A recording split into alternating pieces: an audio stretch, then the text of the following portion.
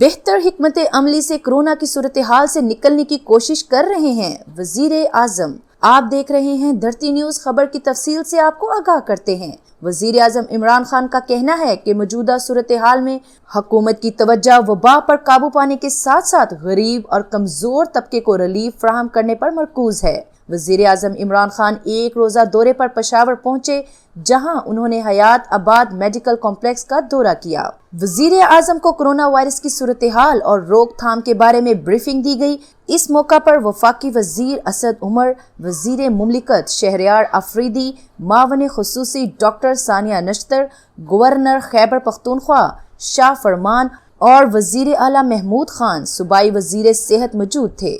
وزیر اعظم کو بریفنگ میں بتایا گیا کہ صوبائی حکومت کی جانب سے 3 فروری کو کورونا ایمرجنسی نافذ کر دی گئی تھی۔